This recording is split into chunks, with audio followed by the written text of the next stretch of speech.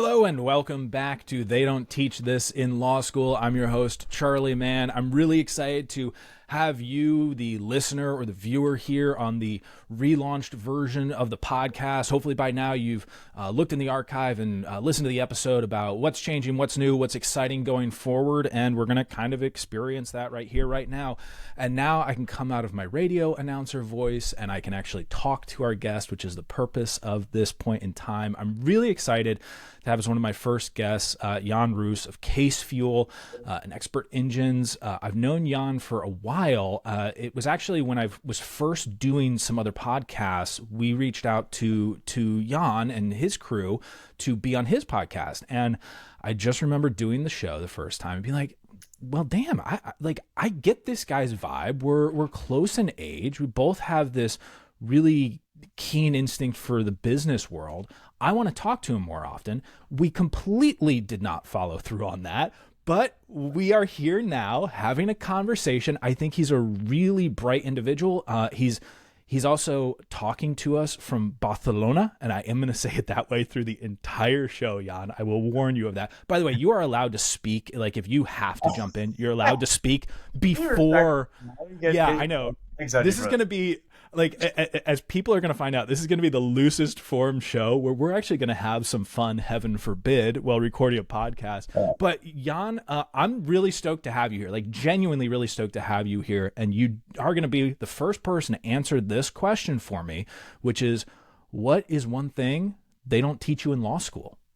Okay. So one thing that they don't teach you in law school is how to value a lead. And this is They're something bad at that.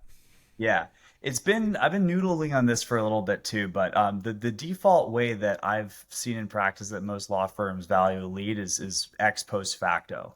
So Oh, basically, don't you be fancy with me on the other language. lawyers, but after the fact, right? If it closed, it's a good lead. If it doesn't close, it's a bad lead too. And it There we kind of go. reminds me of this situation. I used to live in New York City, and you'd have these situations where like it was just like really, really like aggressive catcalling, and it's like, oh, hey, baby, turn around for me, blah blah blah. And then Yeah. when the girl didn't say anything, they would just, oh, whatever, you're ugly anyway, right? Yeah. Literally how it goes. Believe it or not, and I would say not all law firms, but the law firms that don't really seem to get any traction with growing. And the way that I've kind of thought about this in my head is like there's really two forms of value. And I've been thinking about it in terms of like the intrinsic value, which is what that case would be worth to anybody. And then there's the Okay. realized value, which is what that case ends up being worth to you. And Ooh, I like basically, this. in terms of qualifying things, to not make things like fuzzy and sensitive to just all the weird mental loopholes that we can get ourselves in, it's very important to focus on the intrinsic value of people coming in, which does require a little bit of restructuring. But yeah, hopefully So that's, you're saying this reminds me, actually, I'm going to use a hiring example yeah. real quick here, Jan. This is like when a lawyer's sitting or a law firm owner sitting down with a prospective employee, and that person offhandedly mentions that they've like shot video before, and all of a sudden they're imagining this person being their documentarian, their super editor, making them famous on TikTok type of stuff. And you're kind of saying like they didn't notice the intrinsic value. They worked towards this like outsized, I could possibly make something out of this value. Well, I would say it's usually in the other direction too, because it's Okay. like I kind of like to think it's sort of like a tree falls in the forest kind of metaphor. And I haven't working this is like a little not super polished, unfortunately, but like yeah, like let's Perfect. say This is the best place. We will iron out all the creases on this. yeah. Okay. So let's say, let's got a personal injury case, for example. So we've got somebody who, in the hands of a competent litigator, could get a $300,000 settlement. The attorney would collect $100,000 off that. The Okay. intrinsic value of that is 100,000. But if the Got intake it. team drops the ball at zero, if it's not appropriately Got it. qualified and got in front of the right people, they might not get the full case value. And usually the way that people are measuring that is after the things end up settling, not actually realizing what could possibly have happened. And again, personal injury might not have been a really great example too. Like I think for stuff like That makes sense. transactional law, it's super easy to determine what the value of something like that. Like, does the need exist or not? But to kind of get to being able to use that, you kind of have to restructure how we're what point we're doing qualification in the process for an attorney. I know that obviously you work with a lot of estate planning firms. I work with a lot of estate planning firms as well. This is a really interesting concept. And let me just like add that little layer on it that where my mind went with it was the other side. So I kind of like that we have both sides here. There is an intrinsic value, but you have to have all these processes to realize that value of it. The other side of it that I'm even thinking is, okay, if you have a person who at their natural base might be worth $5,000 to your firm, are you structuring your firm in such a way that either for you, that person is actually a $7,500 client, and on the flip side, let's say it is personal injury. Let's go to the 100K case.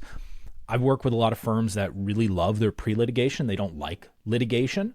And so when they think about maybe intrinsic value of the case, their intrinsic value is actually better realized by referring that case out, but not all of them are doing that. I mean, again, we're like immediately complicating what I honest to goodness think is a really cool concept. And I will mention, Jan, one of the reasons that I've always wanted to be connected with you here is I will never forget when you were presenting to a group that I was running and you said, if you are closing 100% of your cases, you're doing it wrong. You shouldn't be closing 100%. It means you're not taking enough risk. Seriously, I've quoted you on that probably a dozen times, at least since then. And it sounds like maybe there's a little bit of that wrapped up in this intrinsic value concept. Yeah, for sure. And I'll say this too. I kind of want to dig on the referral thing as well, because it's kind of an interesting concept that I've been thinking about a bit too, because it's like completely different tangent. Apologies. But no, yeah. this is what this show is now. So there's this whole concept, and like, everyone had that page in like whatever, like economics in like high school or like, first year college type thing, where you got the vertical integration and the horizontal Jan, integration. you're talking to a guy who was a theater major. I did not take an economics class. But vertical versus horizontal integration, right? And like the classic example everyone talks about is Ford. So it's like, okay, they started making the cars, then they did the rubber and stuff, and then it's kind of funny because a lot of people haven't updated their views since then. And like this is the greatest example that of like the recent thing is, it's like vertical integration isn't something that people want to do anymore. And just this is kind of connecting to the referrals concept at the end of the day too. So one of the recent examples that I was kind of thinking about this was like, the Apple Store, right? Does Apple have the developer talent to have made an entire ecosystem for apps? Yes, absolutely. And in the the mid-aughts, when they decided to make the App Store instead of that, they decided, you know what? I'm not going to deal with the headache. We're just going to take 30% of what anyone sells in the store, and that's worth it for us. And at some point, there was a calculation that got made to say that, if we want to have this stable of engineers versus these costs versus this thing that we want to do, we'd rather just not deal with any of that overhead and get 30% of it. And guess what? What's the default co-counsel fee in most states? 33%. Surprise. Yeah, and it's just one of those things too, because it's like, and I think we're kind of like going to a world where there's going to be less of these, mega firm one-stop shop. You got a partner for every practice area, but it's just like, shoot, like, not only is that a hassle for you, it's a trouble for your staff and like a lot of different things. It's like, you can just have somebody else's payroll solving your problems. You just get a check in 6 months. Like, why not just do that? Yeah, no, I mean, that makes total sense. I love that Apple analogy. I mean, gosh, we could probably use Apple for every analogy for the rest of the year on this show, quite frankly. I mean, they just do business well, plain and simple. So like when you're thinking about this intrinsic value stuff right now, you're talking to, and let's go with a estate planning firm. Like, let's go with Jan's like hyper competency, not just core, but like hyper competency. When you're thinking about right now, okay, this is a concept that I want to roll out for my estate planning folks. What do you need them to do in order to recognize the intrinsic value? Okay, super good question. And the first thing that you have to do is you have to get what represents the likelihood of that person to hire first. And it takes a little bit of re-engineering of what's happening in the sales process.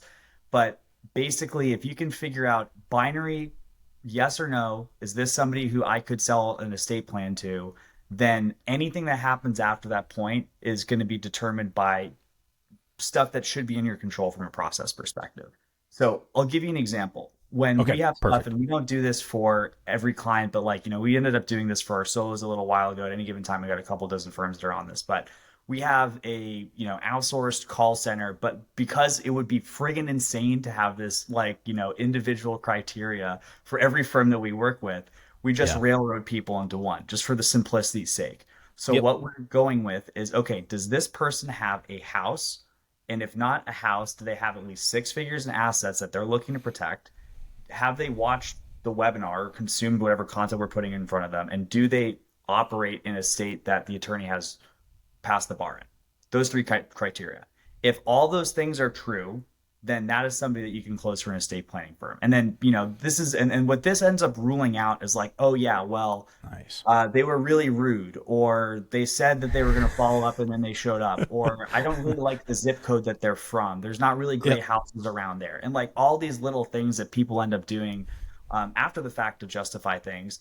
But basically, like when you have this does it count or not kind of mentality, where that ends up allowing you to focus is inward. So it's like, okay, we had 8 qualified opportunities, right? Yeah. So if we get less than, our benchmark that we like to have people shoot for with cold traffic leads is 50%. So it's like if we got, 4, we're Oh, doing wow. great. If we got 6, we're doing awesome. And we got, the best attorneys that I've ever worked with personally. Not 100% for sure.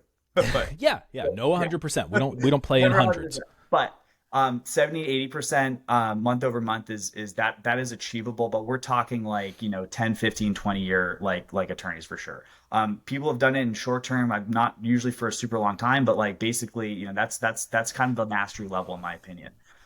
But again, if we have I'm going to go through an absolutely ridiculous example after this. But yeah, Those are my favorite examples. okay, and I'm going to be very careful not to produce any identifying information. Okay, so again, if we have, so like let's say 8 qualified opportunities, 4 is good, 2 is bad. But the thing is that there's the type of people who say, "Oh shoot, I don't like that guy's haircut. His car was beat up. Blah blah blah. Mm. This wasn't a qualified opportunity after the fact, right?" Yep. Then, but it's really really hard. And then the thing is that people start looking for things. So here's the ridiculous example. Okay, not going to say where this person was from, but Okay. we had a client, and he had a rough go the first couple consultations, Mm. and not necessarily subscribing to the philosophy that we just talked about because it was probably not as well fleshed out at the time. He basically said, "Yeah, you know what? These are not people from a good part of town, this and that." And then basically he started looking for confirming information. Now, Confirmation bias. Yay. We're talking yeah. psychology. I love it. So you're gonna love it. So he starts asking, like, all in terms of the question, he's looking for reasons that these people are not going to close in the consultation. Right. I ended up speaking to this guy just because, and whatever I offer for all our clients, and this is something that we're opening up for people who read the book and that kind of stuff. I did coaching for just bringing your whatever crazy stuff you're finding on platform, You which don't is fun, say. which is fun. But basically, I found out, and I took this offline with the guy.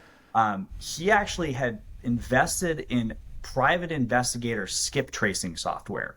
He was putting in people's information to find out details about their home values, their job history, and all these different things.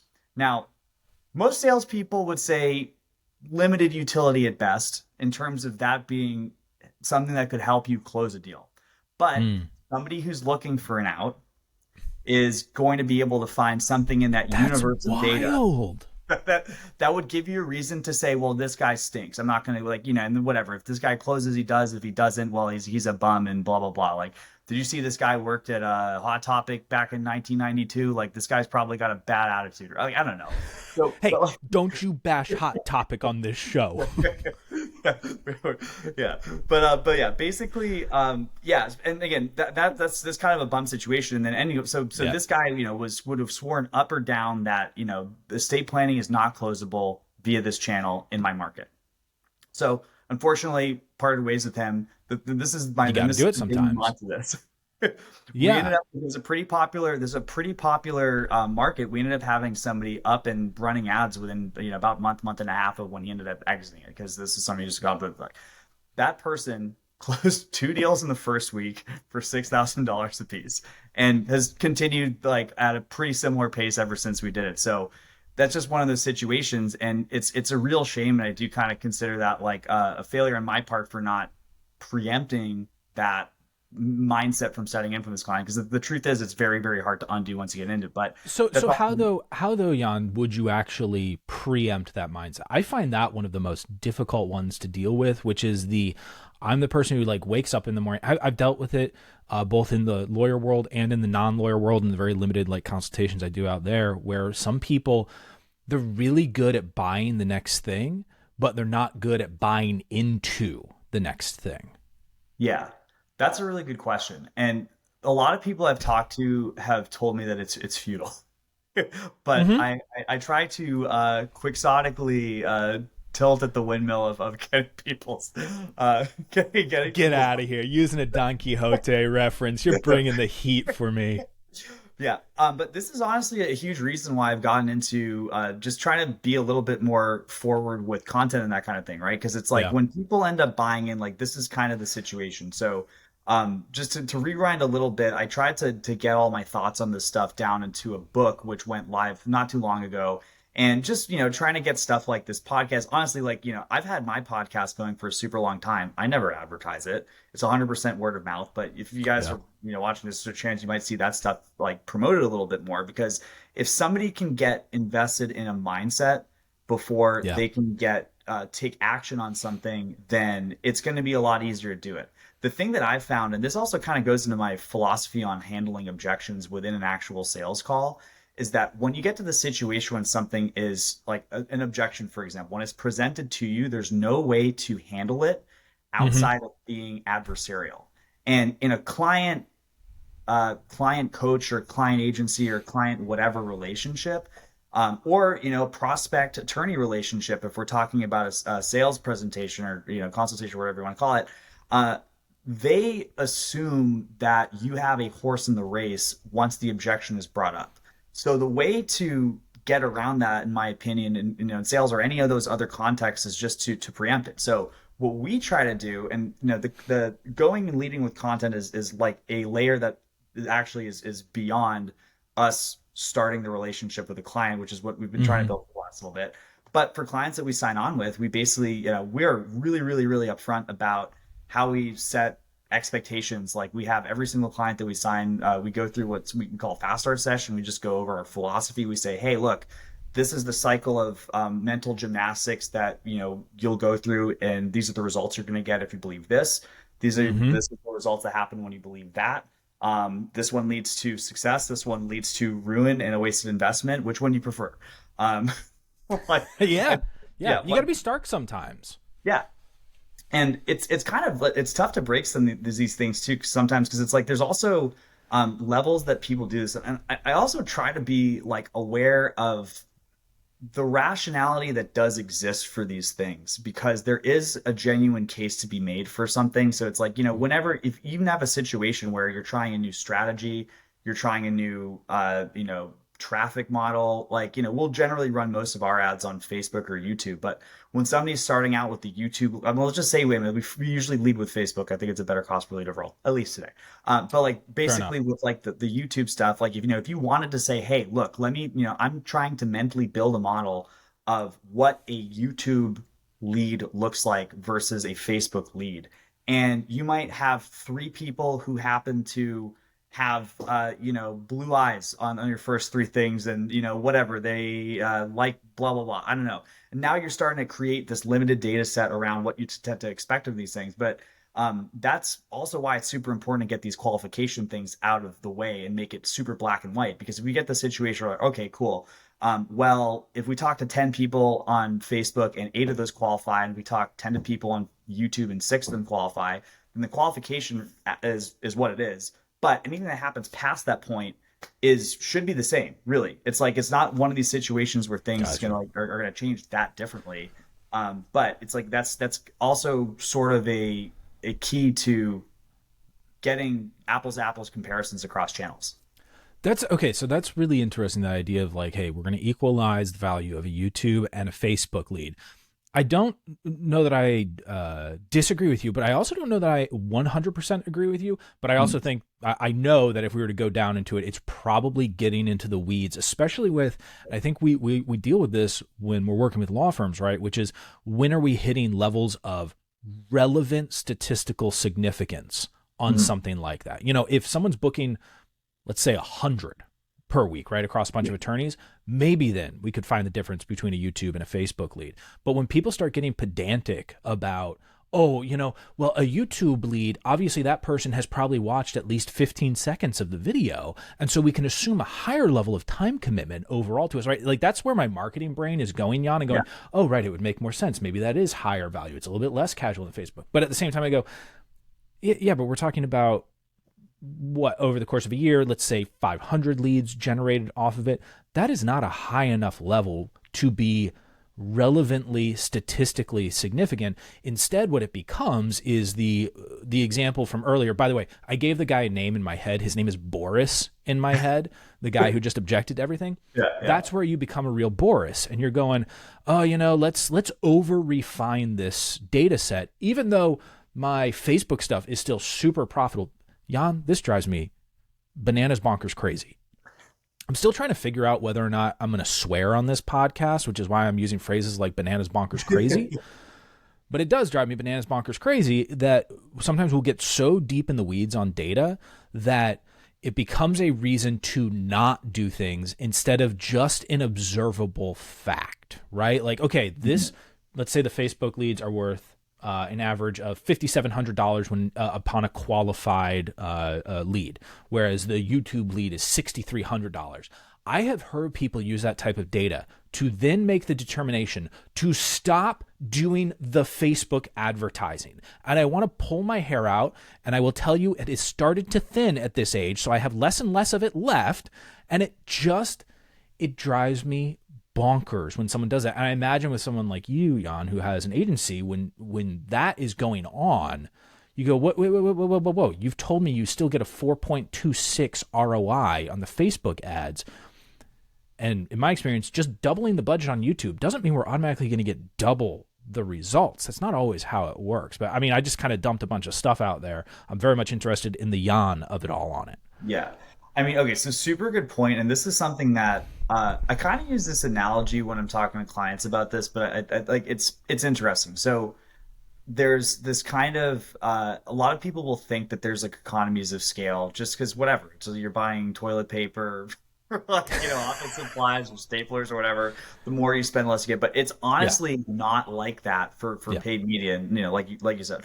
And because of that, there's kind of this interesting phenomenon where, like your kind of the optimal strategy, if human effort is not factored into it from like a pure like dollars into the platform return on advertising spend perspective, you would be better off going to like a local maximum in as many like disparate channels as you possibly could.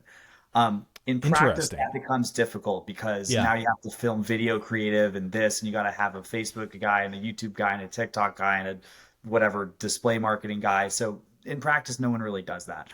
But the other thing is that relatively speaking, you're going to have different returns on investment that are going to be like dynamically changing. So like just in practice, like if you have both of these things at the optimal level, you might have, and I'll just use this as an example because it tends to be true in most of the markets that we operate in.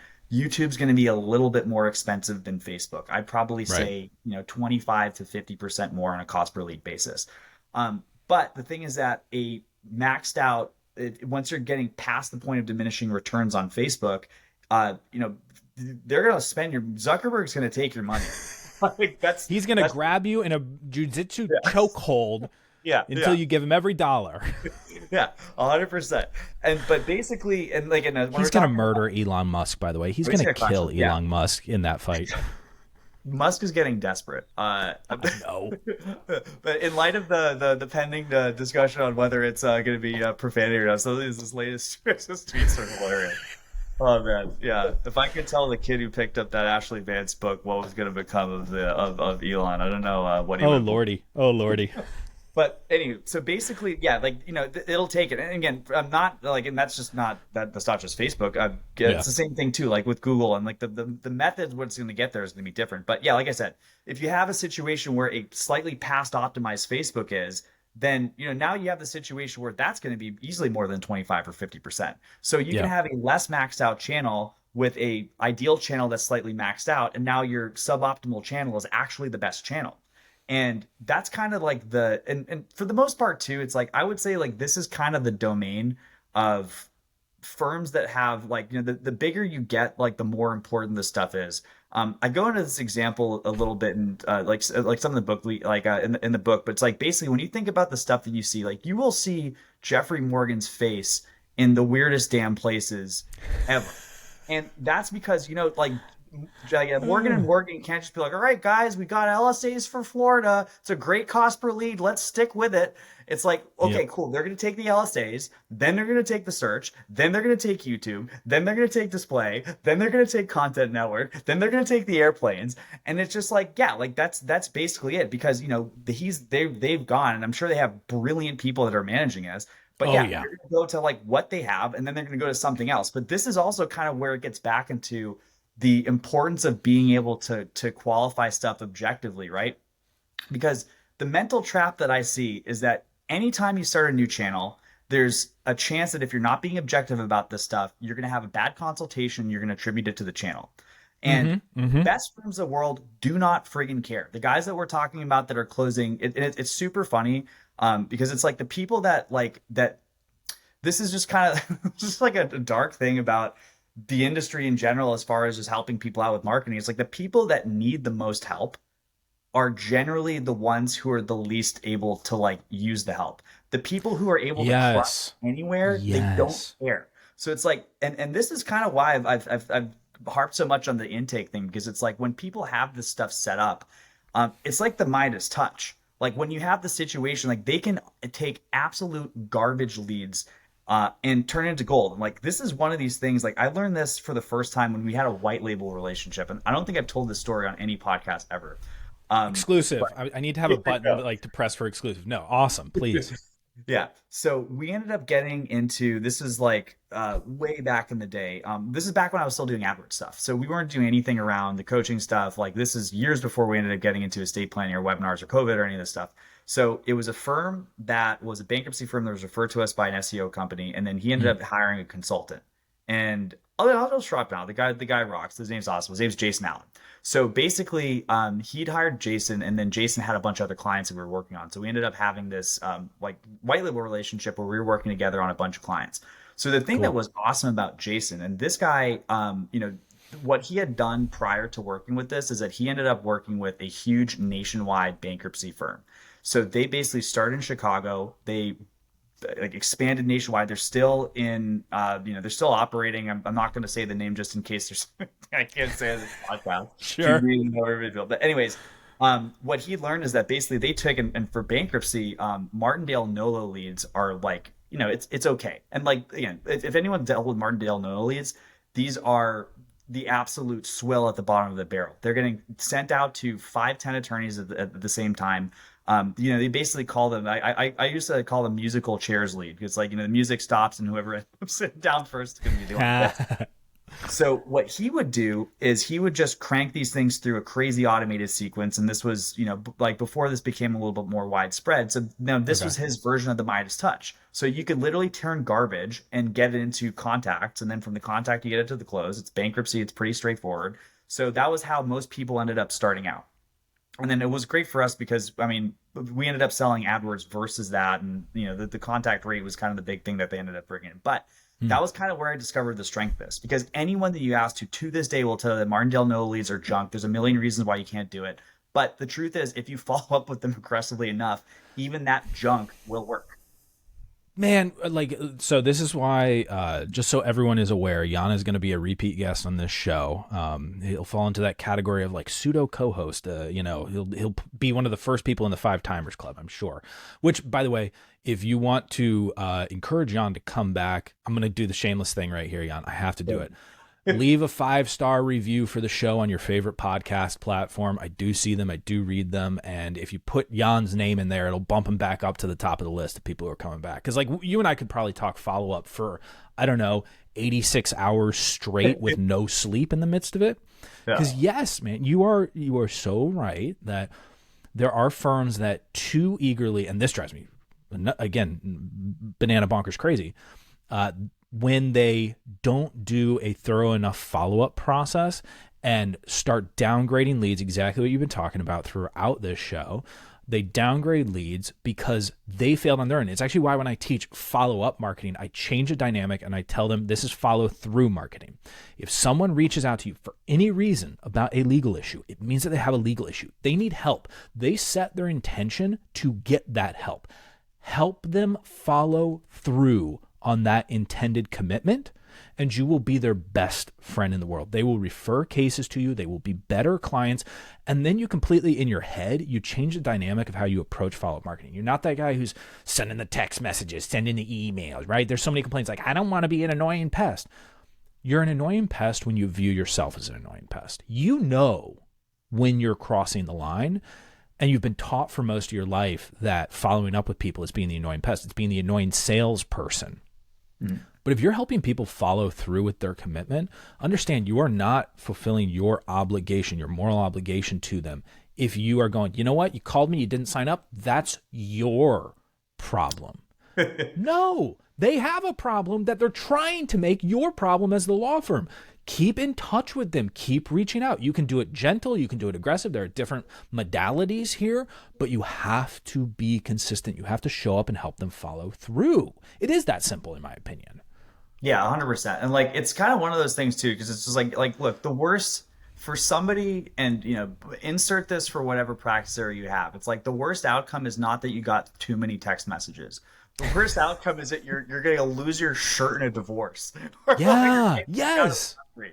Like, and shame on us if we don't get people out of that jam. That's really kind of the situation. It's funny too, because it's like, we're in this little like world of like lawyers and stuff, but like a lot of the people I talk to that have similar businesses, it's just like, I know people who work with like roofers and like, whatever. Just like, look, there's like different situations. Like on the grand scheme of things, the legal issues are extremely pressing.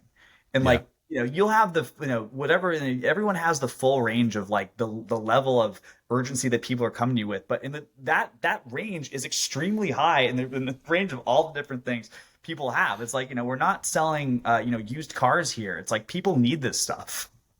Yes. Yeah, exactly. This is, if you let it be an option for someone about hiring you, they will treat it like an option. And the easiest decision is to do nothing. You have to make the decision for them, essentially, and then do everything in your power to get them to show up, get them to call you, sign up for the appointment, sign as a client, and then follow through with whatever obligations they have. So that way also, and again, we could do another seminar on this, you're moving a better ratio of speed to cash, or if you're getting paid up front, a better ratio of converting that product into a fully realized and finished product. So that way you're not just stacking up inventory. That's like another rant I could do, is firms that stack up inventory. Like that's the point of owning the law firm, is to have as many files as humanly possible, like active files. I understand the estate planning world, having 1,000 files is a great way to have recurring revenue. Again, another rant that we could do.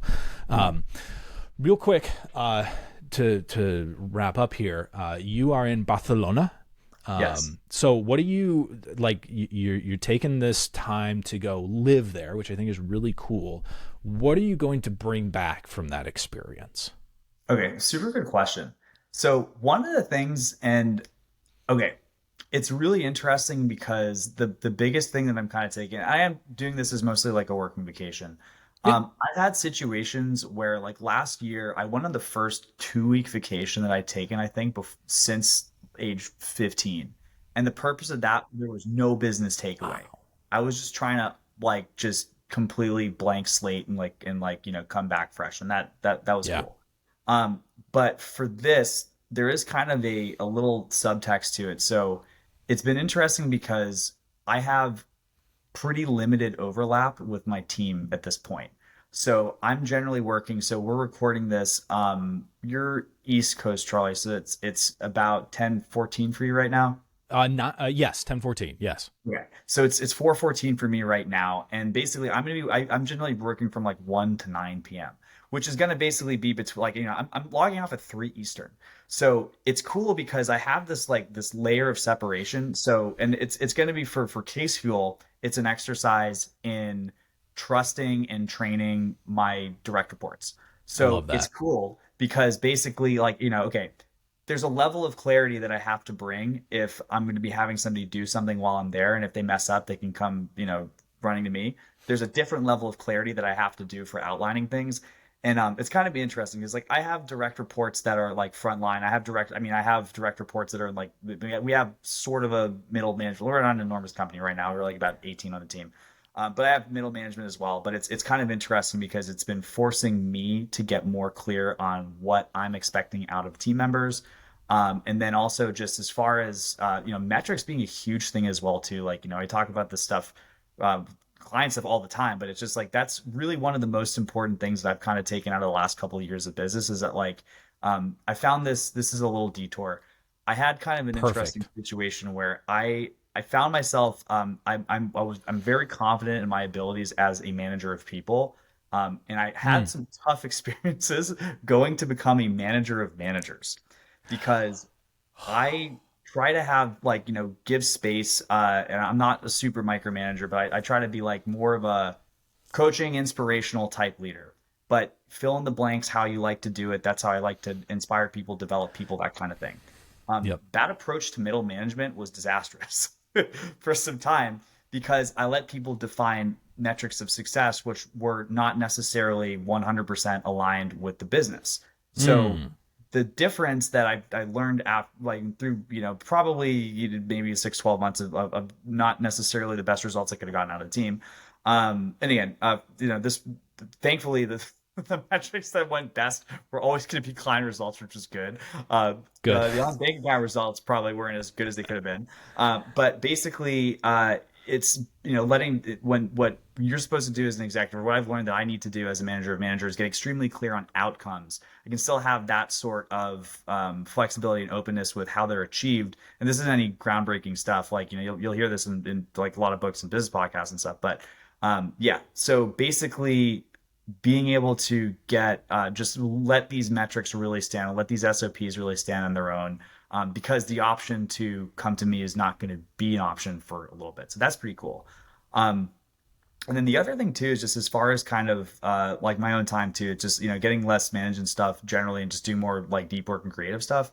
So mentioned the book a little bit earlier. It's kind of cool because I'm able to get back into the saddle with doing one of my favorite things ever, which is just ad writing and conversion rate Oh optimization. yeah. Oh And yeah. it's such a great thing too because like basically it's not quite like the US Asia flip, but like I can do a test. I can put a test on in the morning and I can see what it's like the next day. I can Oh do it yeah. without anyone bothering me because it's 3 a.m. in the United States. And I have like 4 or 5 hours of uninterrupted if I need it to come up with cool stuff, and then I can just keep doing that, and it's super fun. So it's normally it's a bit of a change from getting up at 9 a.m. and having a full inbox and having to deal with stuff right then right there because Yeah. people expect it.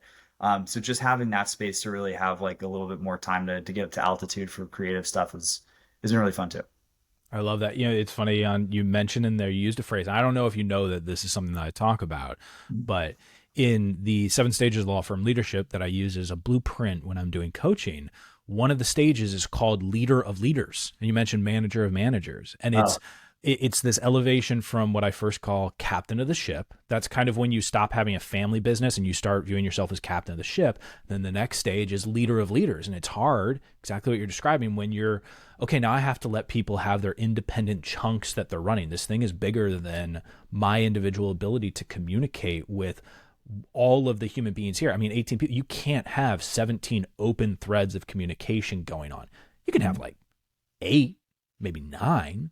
But when you get 10, 12 people, you need other people who are stepping up and becoming leaders. So that's so cool that that's something that you're working on, and complete happenstance that's something that I coach to folks. So like this is why I knew you would be guest numero uno as the relaunch of the show. So you're like you have breakfast a few hours away from you. So are you going to go like get some rest after this and then have breakfast, or are you launching into the day? oh, okay. So basically, what have I been doing? So it's also kind of cool too, because it's like this is just more like an interesting lifestyle kind of experiment. Because the way that well, I've had different ways of doing it, but at least for the last couple of years, I think this is the way that most people run their lives. Is like you wake up. have whatever morning routine you can get in, and then Mm. you go to work, and then you have the time after work to kind of like decompress, chill, do whatever you want. But now it's flipped because it's like, yeah, I've been getting up around like 8 o'clock. And I'm usually not starting work until 1. So it's like it's kind of fun.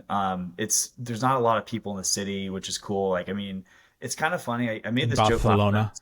You got Yeah, to say it the fancy way. yeah. Also, well, it's interesting too. So, Charlie, you would be very in vogue for the Catalonian separatist movement. Oh. Are you aware of this?